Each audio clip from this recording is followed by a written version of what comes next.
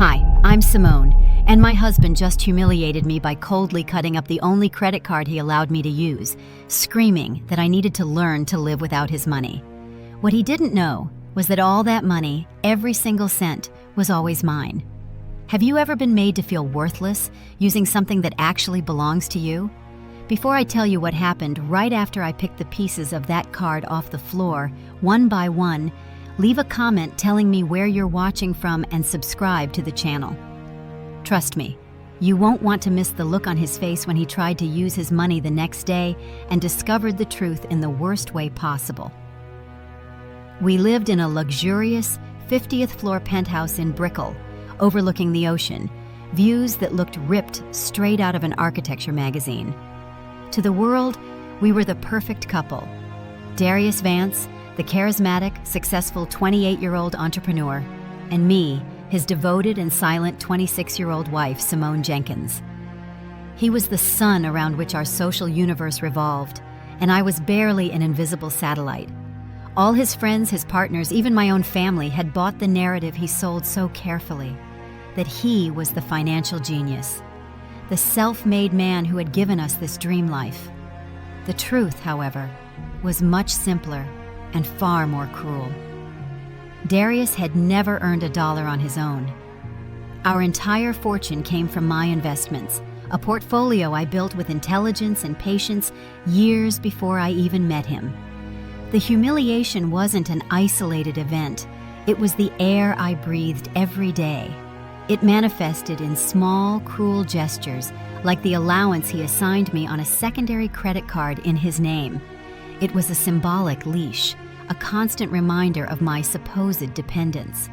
"Be careful what you spend, my love," he used to tell me with a condescending smile while polishing his Rolex watch, a gift he'd bought for himself with my money to celebrate a successful deal. Every time he boasted about the new Mercedes AMG in the garage or talked about his company, a part of me shrank. I, a programmer who had been one of the first investors in a tech startup that took off, had become a simple administrator of my own gilded cage. I remember perfectly how it all started. Early in our relationship, his interest in my finances seemed like a gesture of love and protection. "Let me handle everything so you don't stress yourself out," he told me one night with that smooth, persuasive voice he knew how to use so well. Head over heels in love, and tired of the pressure of managing a considerable fortune, I agreed. I thought I was building a partnership, a team.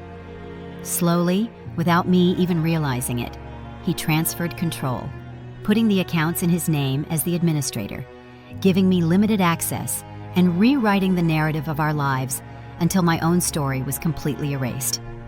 He became the protagonist of a success story I had written and financed. Our apartment, which once felt like a home, transformed into a museum of his ego. Every piece of contemporary art on the walls, every piece of Italian designer furniture were trophies he displayed as proof of his brilliance. I often saw him pacing the living room with a glass of wine in hand, admiring his achievements. I'd sit on the sofa, feeling like just another decorative object, functional but voiceless.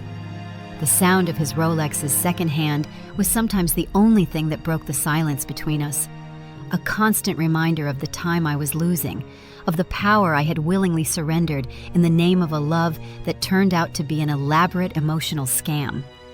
The loneliness was suffocating, especially at social gatherings. Darius's friends, all businessmen and women in expensive suits and sharp smiles, treated me with condescending kindness. They'd ask me about my hobbies, my gym routine, or the latest luxury store I'd visited. They never asked about my work, my ideas on the tech market, or the investment strategies that, ironically, were financing their dinners and weekend trips. To them, I was simply Darius's wife, a pretty, quiet accessory. I tried a couple of times to participate in their conversations, to offer my perspective, but Darius always found a way to interrupt me or trivialize my comment with a joke, putting me back in my place. That night, the tension in the air was palpable. We had a crucial dinner with potential investors for his new venture, a project entirely financed by my trust fund, of course. Darius had spent hours rehearsing his speech in front of the mirror, adjusting his tie, practicing his $1 million smile. "Tonight is everything, Simone.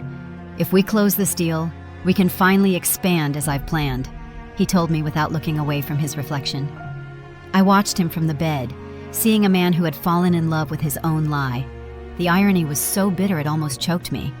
He was asking others for money, using my money as collateral to build an empire on sand. An unusual coldness settled in my chest as I watched him prepare. I no longer felt pain or rage, only a strange, distant clarity. It was as if I were watching a movie, observing a character who no longer generated any emotion in me. For years, I had justified his behavior. I had told myself that his need for control was a strange form of love, that his ego was fragile and needed protection. But that night, all the excuses vanished. I saw him for what he really was, a charismatic parasite, a man terrified of his own mediocrity who had found in me the perfect host for his fantasy of grandeur.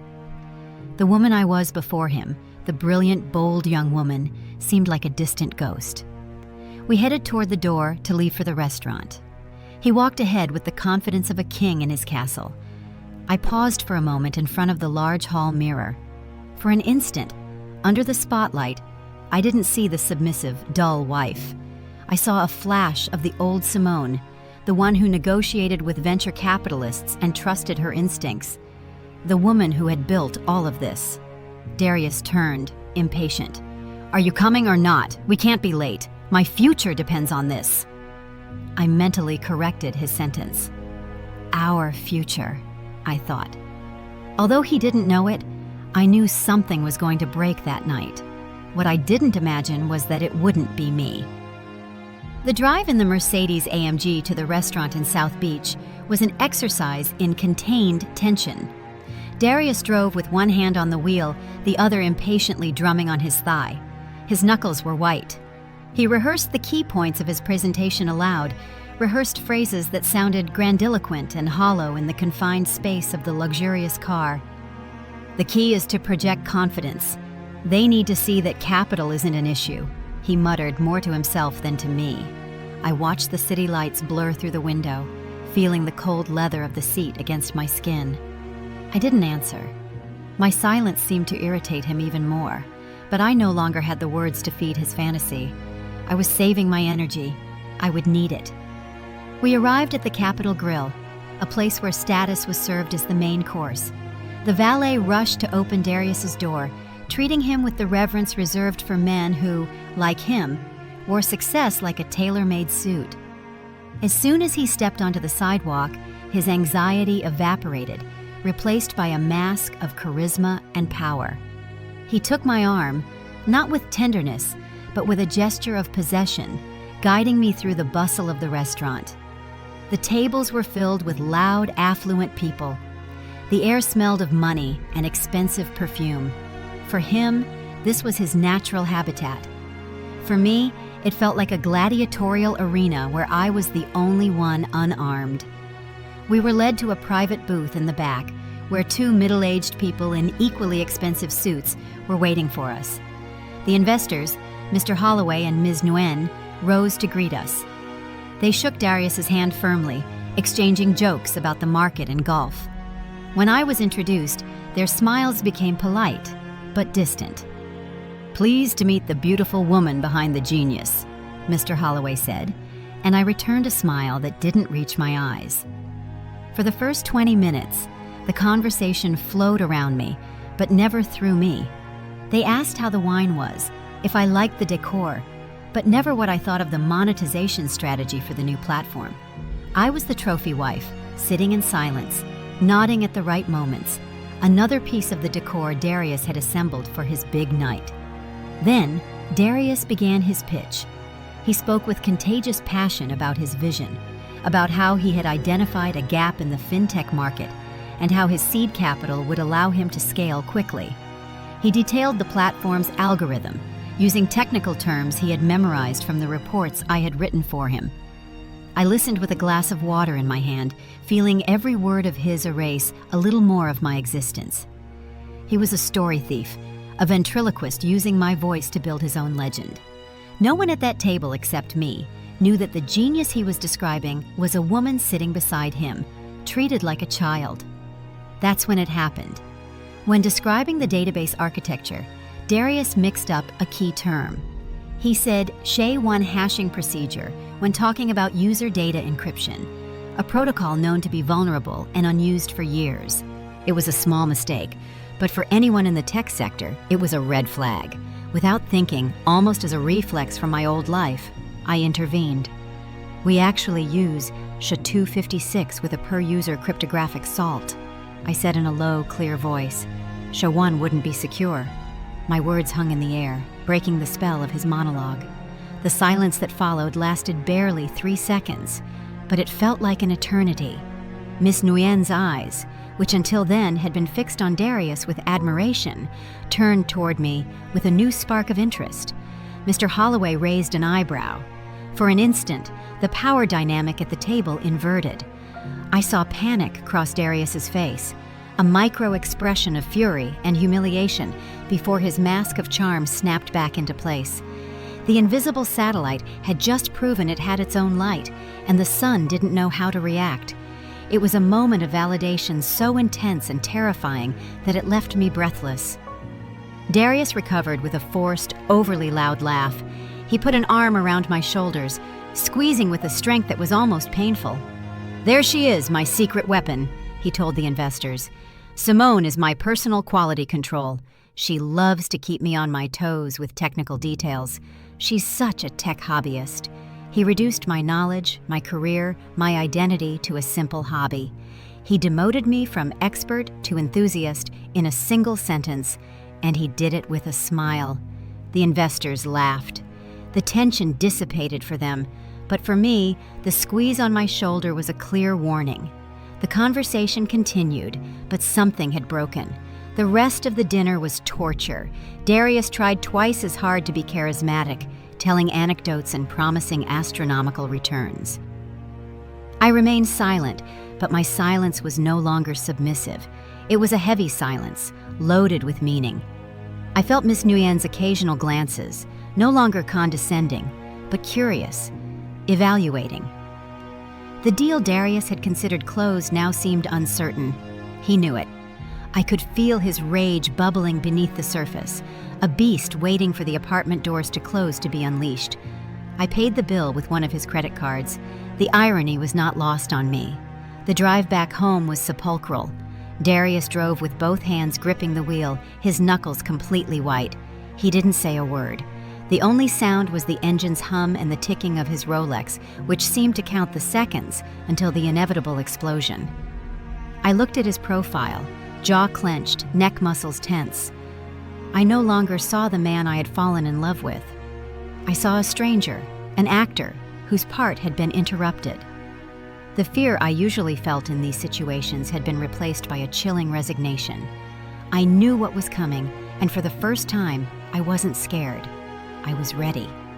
As soon as the door to our apartment closed behind us, the storm erupted. "What in the hell do you think you were doing?" he screamed, his voice echoing off the marble in the foyer. "You humiliated me. You made me look like an idiot in front of them. I spent the whole night working to close that deal, the deal that's going to secure our future, and you ruined it with your stupid need to be the smartest person in the room." He approached me, his face contorted with rage. I didn't back down. I stood still, looking him directly in the eyes, which seemed to infuriate him even more. My calm was fuel for his fire. His anger reached a boiling point.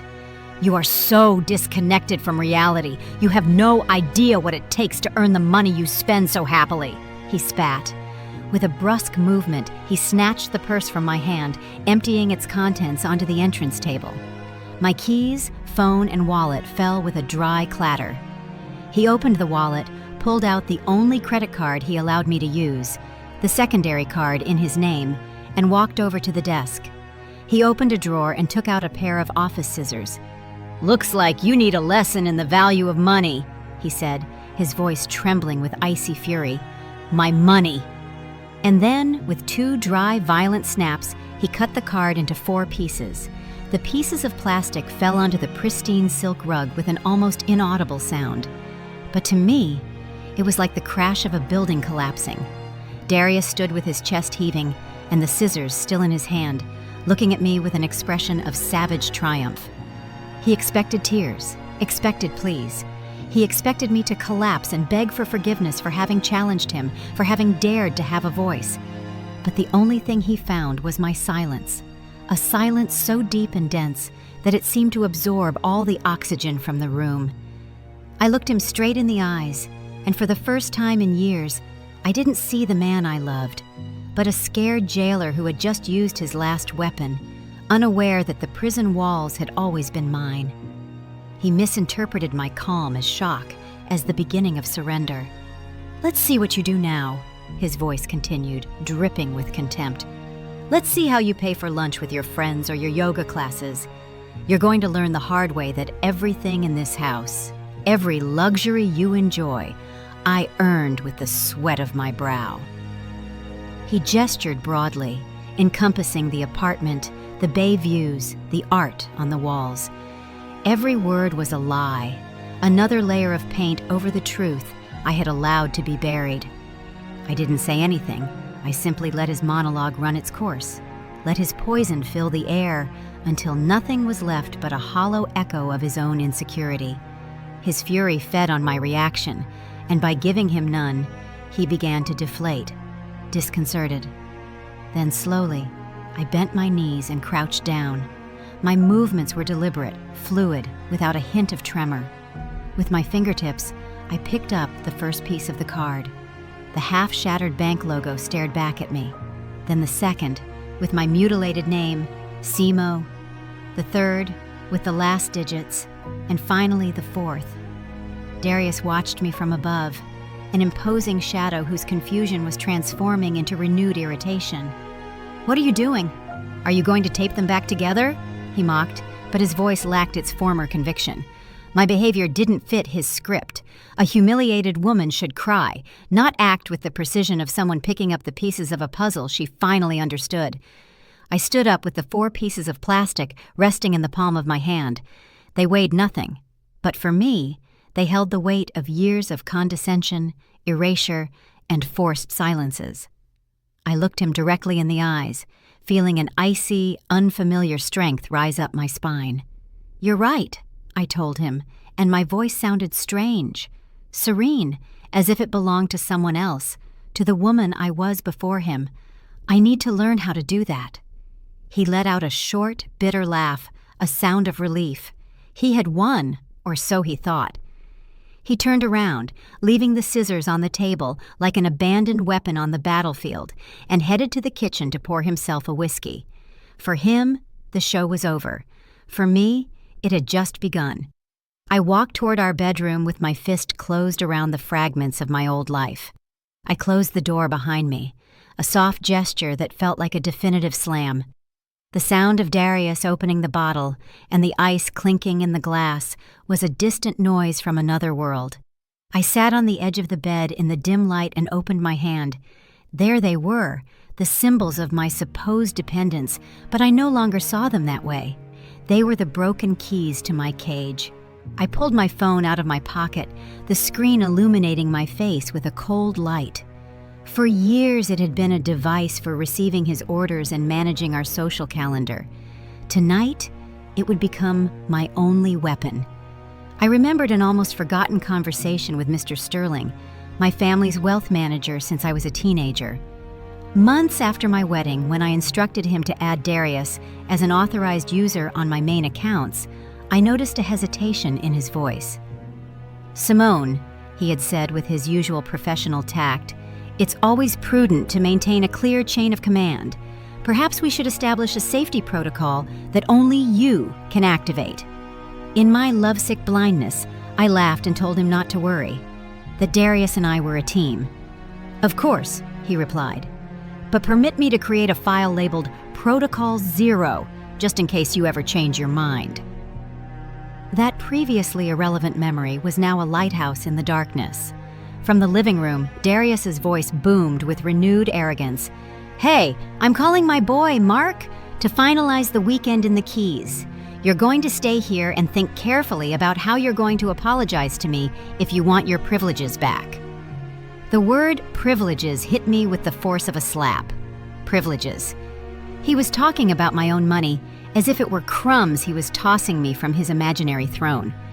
The casualness with which he planned his luxurious escape, financed by me, while sentencing me to house arrest, was the final catalyst. The last molecule of doubt, the last vestige of the woman who had loved him, dissolved. I opened my laptop, the device he always called my little toy to pass the time.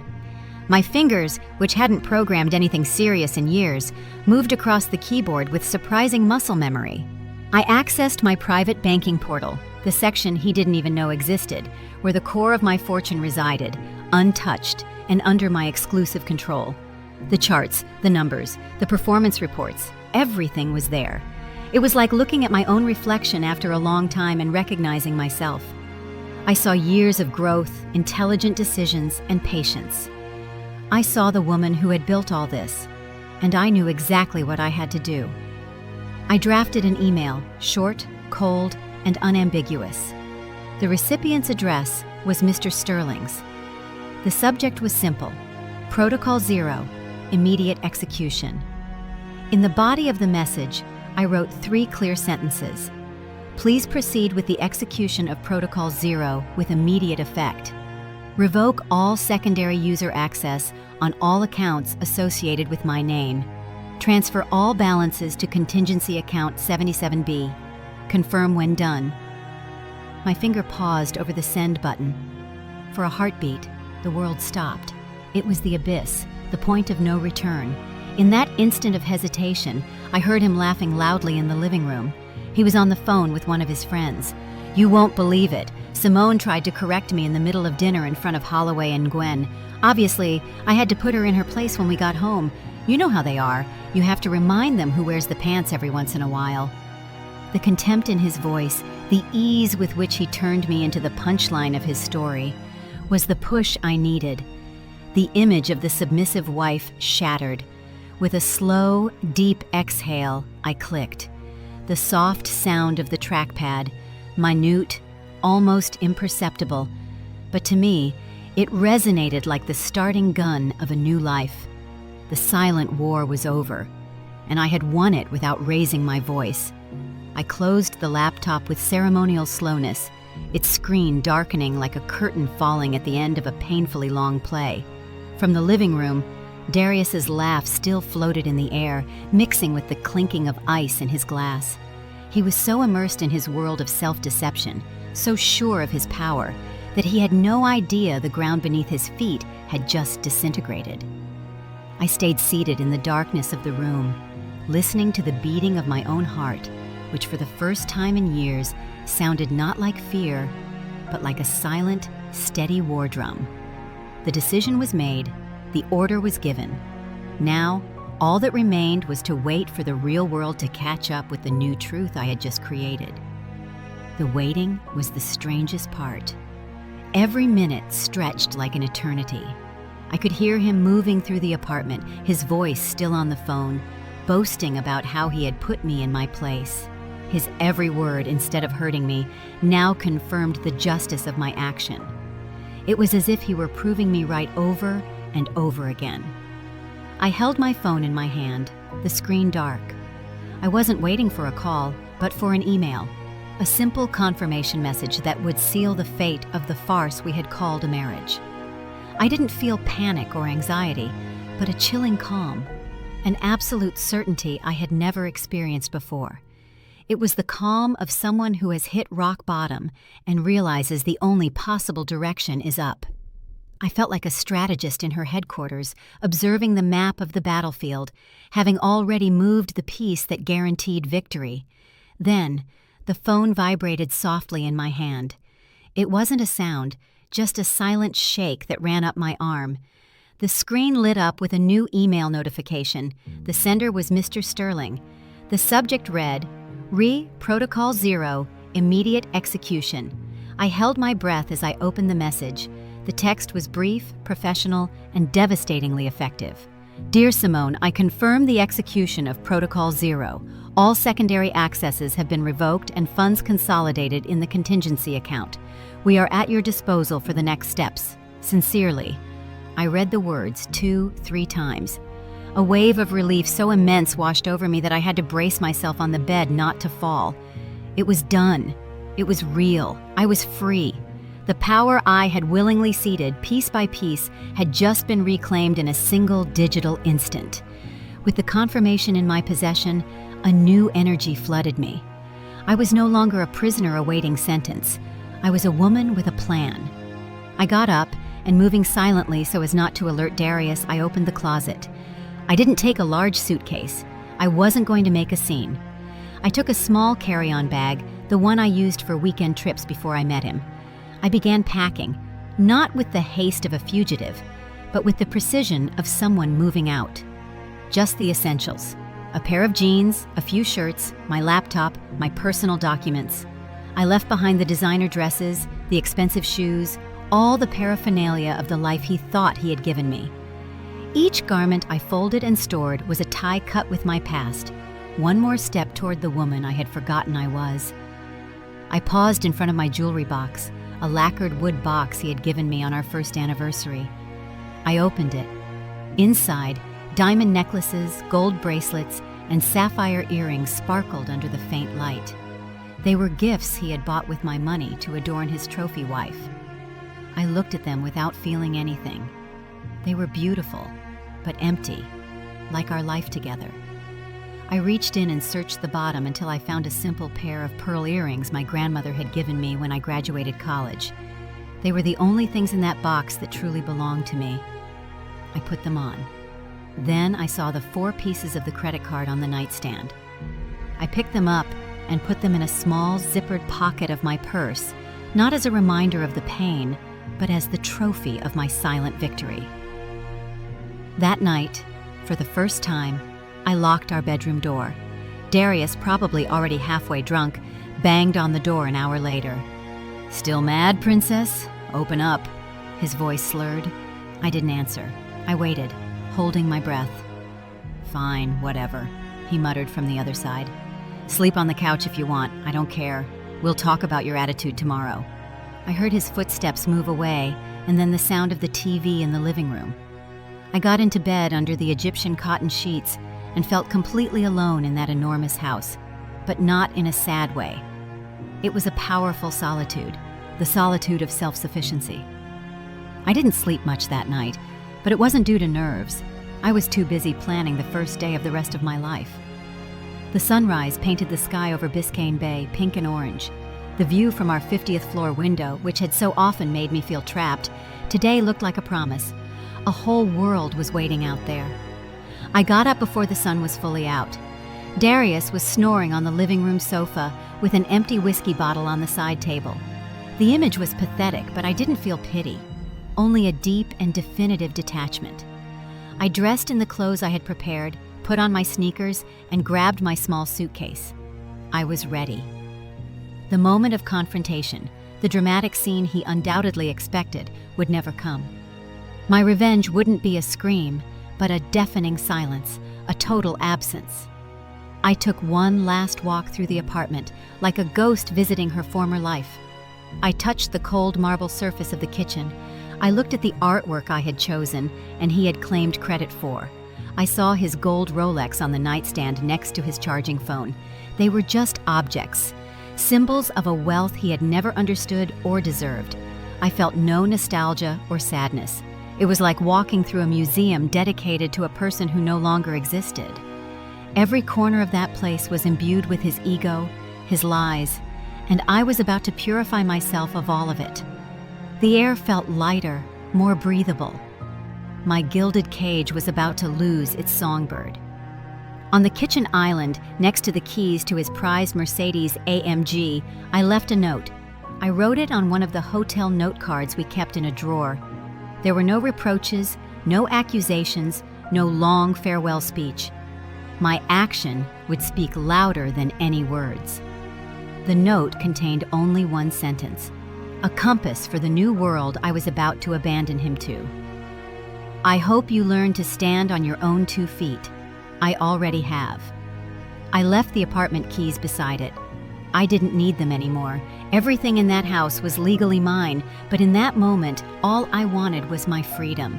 I could deal with the assets and properties later through lawyers. What I needed now was to disappear from his life. I grabbed my purse and my suitcase and walked toward the front door. My steps made no sound on the Persian rug. I carefully turned the knob. I opened the door and stepped out into the silent hallway of the building. As I closed the door behind me, the sound of the deadbolt clicking into place was the most satisfying final punctuation I had ever heard. I didn't look back. I walked toward the elevator, pressed the lobby button, and as the metal doors closed, reflecting my image for an instant, I saw a woman I didn't fully recognize, but whom I liked. A woman with clear eyes and steel determination. The stage was set. Darius would wake up in his castle, believing himself to be the king, unaware that his kingdom no longer existed and that he was about to be evicted in the most humiliating way possible. I settled into a boutique hotel in Coconut Grove, a discreet place with a small balcony overlooking a lush garden. The humid Miami air felt different here, cleaner, less loaded with lies. I didn't feel the need to check my phone every 5 minutes. I knew the shockwave of my decision would take a few hours to reach Darius. I imagined him waking up late, his head heavy from the whiskey, finding the empty bed and the note next to his Mercedes keys. He would probably laugh, thinking it was a dramatic tantrum, a negotiation tactic on my part. He would believe I was at a friend's house, waiting for his apology call to return home and resume my role. Arrogance was his blindness, and I had counted on it. To him, my departure wasn't an ending, but a simple fit that would be resolved with a condescending gesture. He was about to discover how wrong he was. I was told afterward, through an indirect source, how the events unfolded that morning. Darius, just as I had predicted, woke up confused and annoyed. He saw the note, crumpled it in his fist, and threw it in the trash. "She'll get over it," he muttered to himself. There was no panic in him, only irritation. He showered, put on one of his most expensive linen shirts, and donned his Rolex, the daily ritual to build his character as a successful man. He decided to proceed with his plans for the weekend in the Keys with his friends as if nothing had happened. It was his way of punishing me, of showing me that my absence was insignificant. He told himself that when he returned Sunday night, I would already be home, repentant and submissive, ready to apologize. The idea that I could have a plan, a will of my own beyond reacting to his, was something his mind simply couldn't conceive. He got into the Mercedes AMG, the engine roaring with a power he believed belonged to him by right. He drove to an upscale grocer in Coral Gables, one of those places where people don't look at prices. His plan was to buy the best cuts of meat, expensive wines, and artisanal cheeses to impress his friends. It was part of his performance, the generous host, the man whose success translated into overflowing generosity. As he walked through the aisles, filling the cart with luxury products, he felt like the king of his universe. Every item he added was a reaffirmation of his status, a tangible proof of the life he had supposedly built. He had no idea he was living his last minutes as the man he thought he was, buying a feast for a future that no longer existed. The cart was full to the brim, a mountain of opulence that amounted to several $100s. He approached the checkout line with his characteristic confident smile, greeting the cashier by name. He was a regular customer. People knew him there. He put the items on the conveyor belt while talking on his cell phone with one of his friends, confirming the arrival time at the beach house. "Yeah, I'm bringing everything, the best of the best, as always," he boasted. When the cashier announced the total, he took out his crocodile leather wallet, extracted his gleaming black credit card, and slid it with a casual gesture. He waited for the approval beep, but instead, the small terminal screen flashed 2 words in red: "Transaction declined." Darius's smile faltered for a fraction of a second. "Run it again. Must be a machine error," he told the cashier, his tone a little sharper. She complied. "Declined," the screen repeated. People in the line behind him began to grow impatient. He could feel their stares. The humiliation, the same one he had inflicted on me the night before, began to prick his skin. He pulled out another card, an American Express Platinum. Try this one. The result was the same. Panic began to seep through the cracks of his composure. His face, normally tanned and confident, paled slightly. There must be a problem with the bank system, he muttered, more to himself than to others, as he stepped away from the register, leaving behind the cart full of his false status. Furious and ashamed, he dialed the number for the private banking line, the one that always answered instantly. "This is Darius Vance," he snapped when the advisor answered. "There's a problem with my cards. They're being rejected. I need you to fix it right now." There was a pause on the other side of the line, the sound of a keyboard. The advisor's voice returned, but their tone had changed. It was cold, formal, devoid of the usual deference. "One moment, Mr. Vance. I am reviewing your profile." Darius expected an apology, an explanation about a technical fault.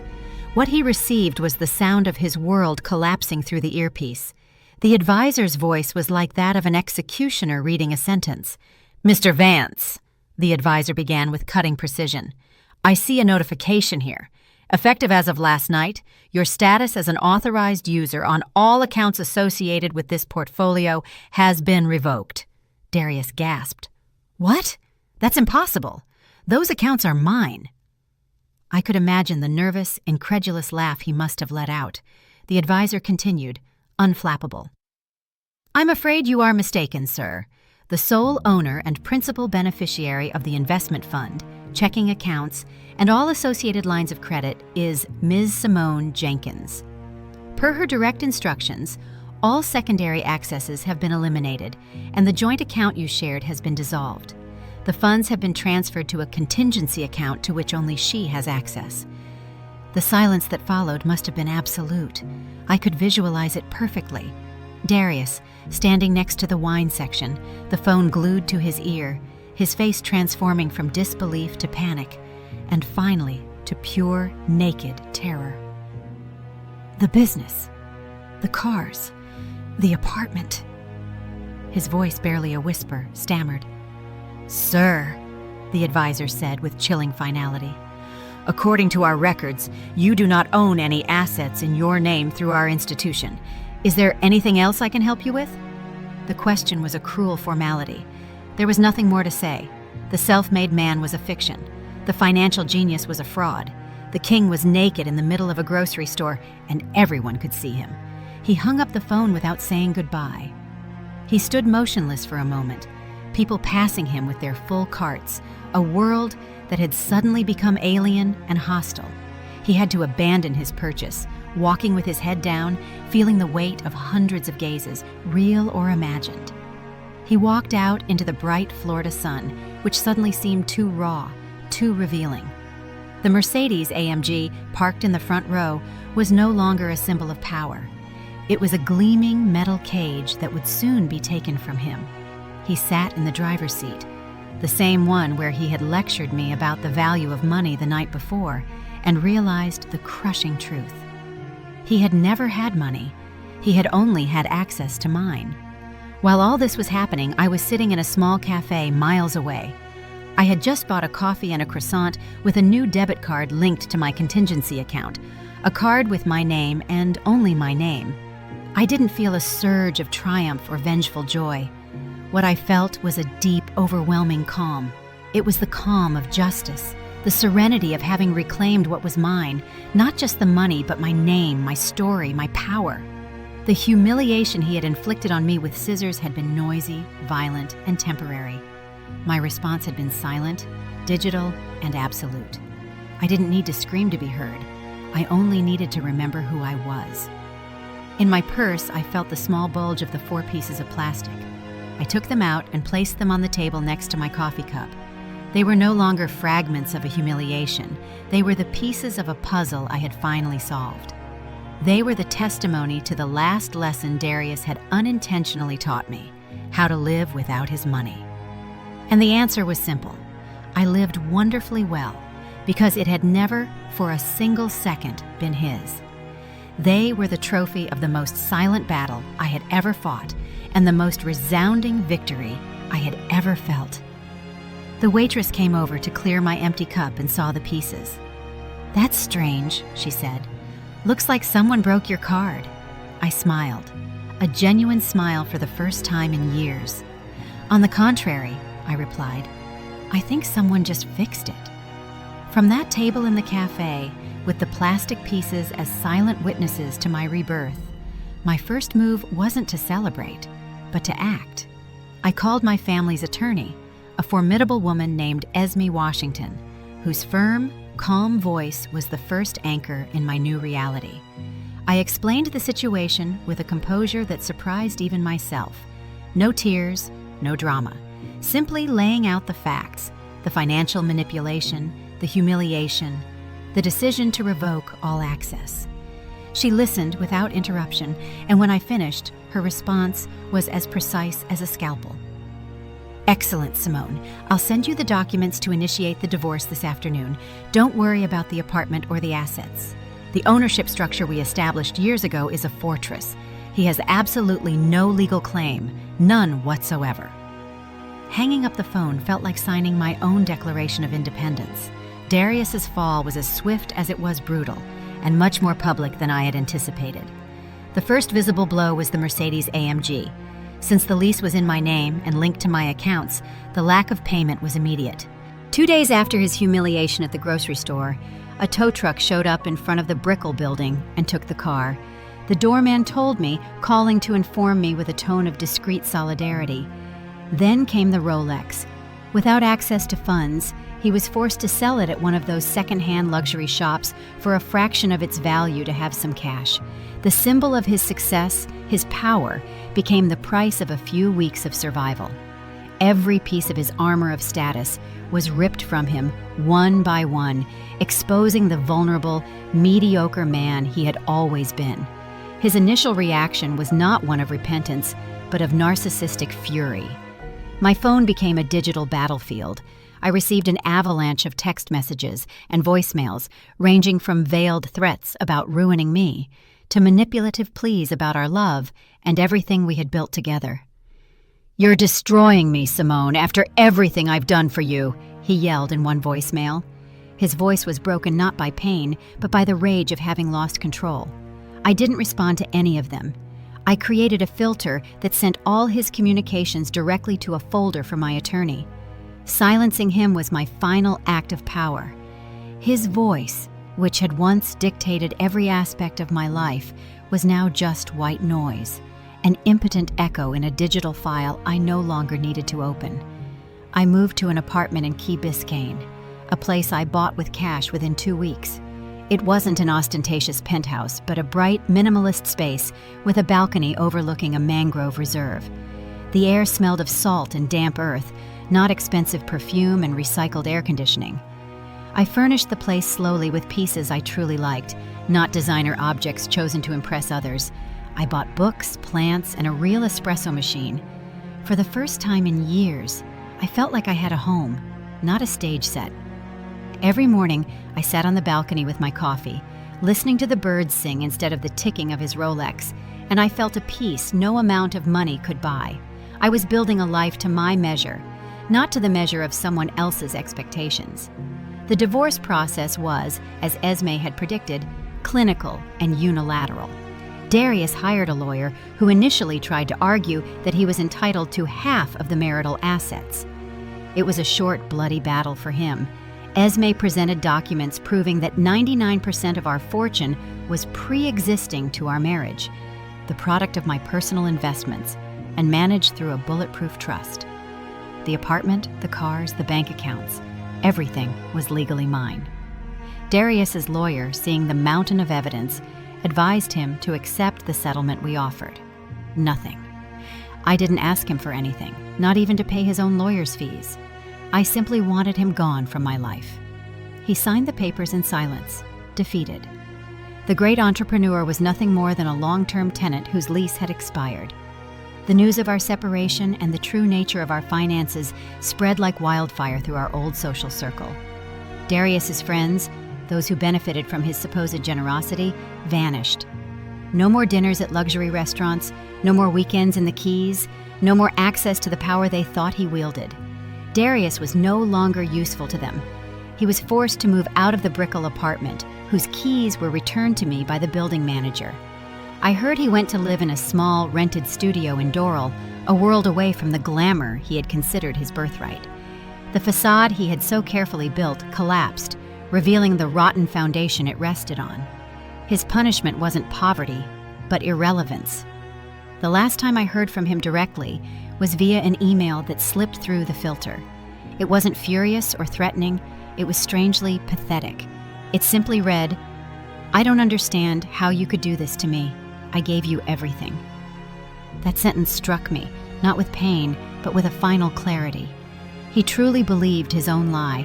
In his mind, the charisma he projected, the social life he orchestrated, were contributions so valuable they equaled the fortune I had created. He had never seen my money as ours, but as fuel for his own show. And he had never seen me as his partner, but as his silent sponsor. I deleted the email and felt the last thread connecting me to him break forever.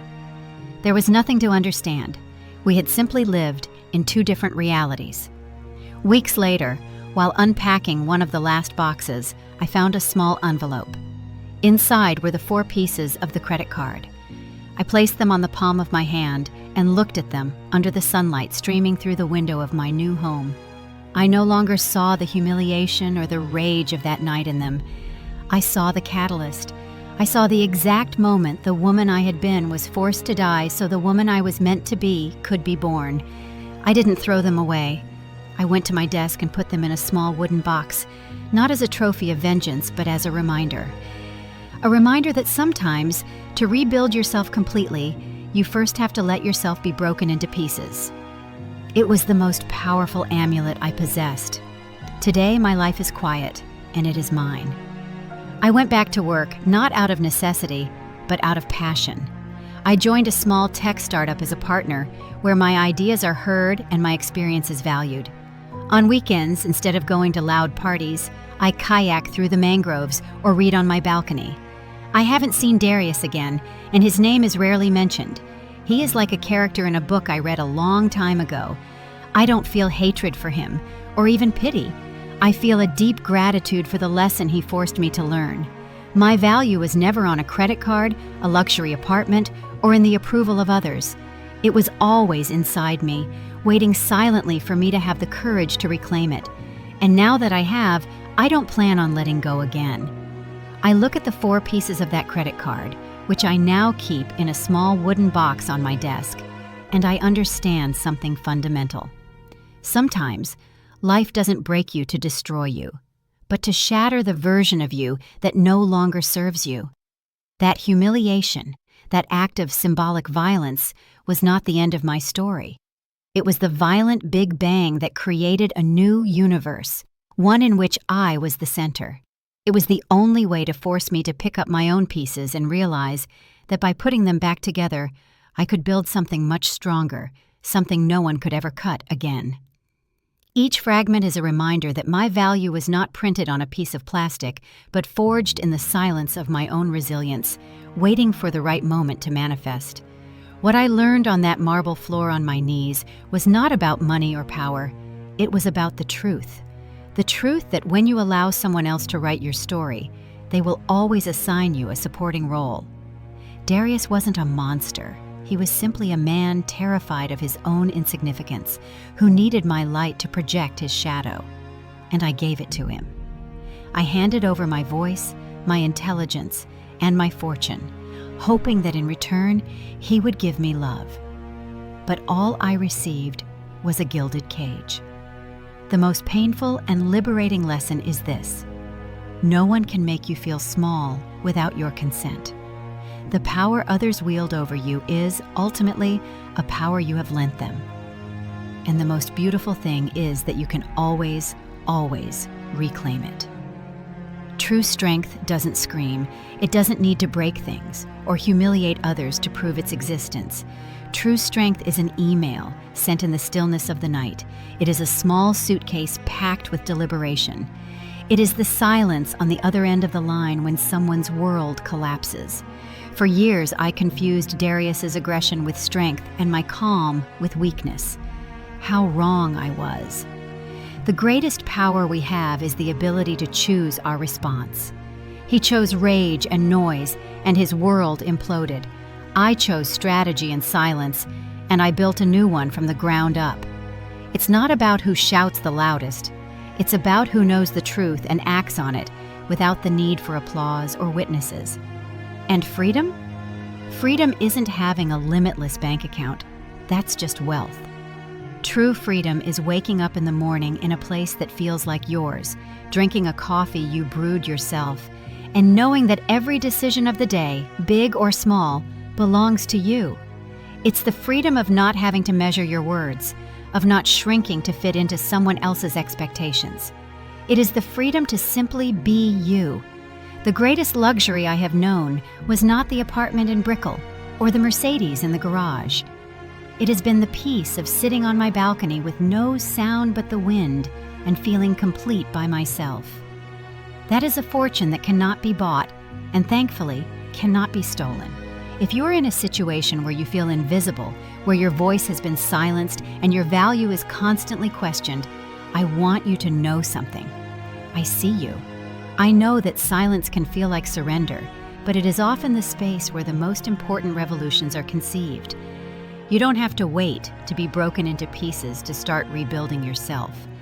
That strong woman, the one you were before they convinced you that you needed someone else to shine, already exists inside you. Listen to her, trust her. She knows the way back home, the way back to yourself. Your story is not over. Perhaps, like mine, it is just waiting for the right catalyst to truly begin. The story I have told you is not really about a husband cutting up a credit card. It is about a woman who realized that she was the bank, the source, the power itself. It's about understanding that the control others have over us is an illusion we help maintain. My name is Simone, and I had to lose everything he thought he had given me to find the one thing that truly mattered: myself. Justice sometimes doesn't arrive with a thunderclap, but with the silent click of a button that transfers the power back to its rightful owner. And that is a lesson I hope you take with you. Thank you for allowing me to share my story. If anything I've told has resonated with you, if you've ever felt underestimated or had to fight to reclaim your own voice, leave a comment telling me your experience. You are not alone. Let's create a space here where every story is heard and every voice is valued. And if you haven't already, subscribe to the channel and turn on notifications, because every resilient story we share is a reminder that no matter how broken we feel, we always have the power to rebuild. Trust me, you won't want to miss the next.